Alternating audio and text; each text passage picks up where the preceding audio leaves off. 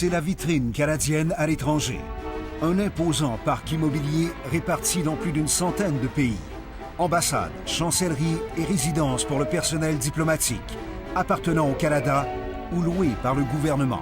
Si je me rappelle bien, c'est tout près de 3,5 milliards de dollars. En actifs? En actifs, oui. Un énorme portefeuille géré par le ministère des Affaires étrangères. Mais une astuce politique hypothèque sa valeur. C'est impensable dans le domaine immobilier d'agir comme ça, parce que le risque est trop élevé. Si c'est la sécurité, là, effectivement, c'est assez grave. L'histoire commence il y a plus de 3 ans. Quand une équipe de fonctionnaires des affaires étrangères travaille d'arrache-pied à préparer un plan d'investissement pour bien gérer son portefeuille immobilier. Jusque-là, rien d'anormal. Parce que, sans ce document clé, le ministère ne peut savoir où mettre ses priorités et engager ses fonds. Or, une fois prêt, ce document n'a jamais été remis au Conseil du Trésor comme l'exige la politique du gouvernement, établie par les conservateurs eux-mêmes au nom de la saine gestion. On a les mains liées, mais c'est plutôt une frustration qui existe à cause qu'on sait qu'on a les systèmes nécessaires pour satisfaire les exigences. Des sources confirment.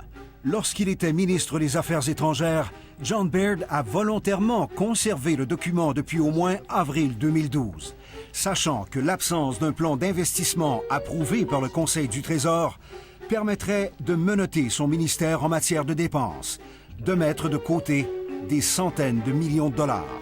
On a une bonne gestion de risque, on a une bonne façon de prioriser, on a des bons plans, des choses comme ça, mais on n'a pas les autorités qui viennent avec. Je crois qu'il y a un malaise énorme dans le ministère des Affaires étrangères à l'heure actuelle.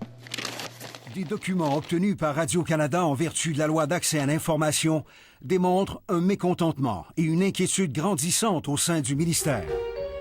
Même si la vente d'une partie des résidences officielles génère des centaines de milliers, voire des millions de dollars, les affaires étrangères sont privées de ces fonds. Alors que ces sommes devraient être normalement réinvesties dans le parc immobilier, elles sont plutôt acheminées vers le fonds consolidé qui sert à éponger le déficit. De plus, en retenant les dépenses, le gouvernement crée un retard massif dans les travaux d'entretien et de mise à niveau des édifices. Ne dépensant pas cet argent-là, on facilite le sourire qu'ils ont tous et toutes de dire « Ah, mon Dieu, on s'en va vers l'équilibre budgétaire ». Quand, dans le fond, on fait une cachette, en n'ayant pas de plan d'investissement, on se coupe des argents pour faire les mises à niveau, mais ces argents-là n'étant pas dépensés, retournent dans le fonds consolidé et donc viennent faire partie du beau portrait. André Chagnon est un expert en gestion immobilière. Si on ne prend pas soin maintenant, ça va être encore pire demain et souvent la facture va tripler, quadrupler en dedans de 5 ans. Ça peut être le toit, ça peut être l'ascenseur, ça peut être n'importe quoi. Au niveau du risque, là, on joue avec le feu. Et ça ne s'arrête pas là. Des sources confirment à Radio-Canada que les manœuvres orchestrées par John Baird ont même bloqué l'aboutissement de projets considérés prioritaires.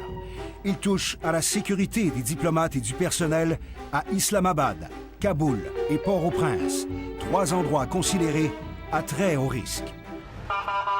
Pour répondre à des besoins urgents, la direction du ministère réclamait l'approbation de la construction de nouveaux complexes diplomatiques au Pakistan et en Afghanistan, alors qu'en Haïti, le personnel devait obtenir des logements neufs à côté de l'ambassade.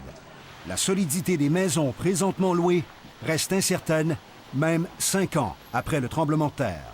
Quand on commence à bloquer les approbations pour des projets qui nous paraissent essentiels, en particulier celui de la sécurité de nos employés, là, on se demande, est-ce que c'est une question d'attitude? Est-ce que c'est une question de perception du rôle de la diplomatie et de nos diplomates? Des terrains ont été achetés dans les 3 pays en 2009 et 2010, mais rien n'a bougé depuis. Alors, si vous me dites qu'on fait des coupes aussi dans des décisions qui finalement affectent la sécurité, ça ne m'étonne pas. Ça fait partie d'un ensemble d'attitudes à l'égard du ministère. Et ça, M. Baird en a été l'artisan par excellence. Un portrait qui détonne avec les affirmations de l'ancien ministre Baird. Questionné sur la sécurité des missions à l'étranger, voici ce qu'il répondait à la Chambre des communes en novembre dernier. The safety and security of our diplomats abroad is our top priority. There is absolutely no plan whatsoever to balance the budget on the backs of the security and safety of our diplomats abroad. They are a top priority, Mr. Speaker. Le gouvernement a beau se présenter en champion de la sécurité et affirmer que les menaces sont plus que jamais réelles.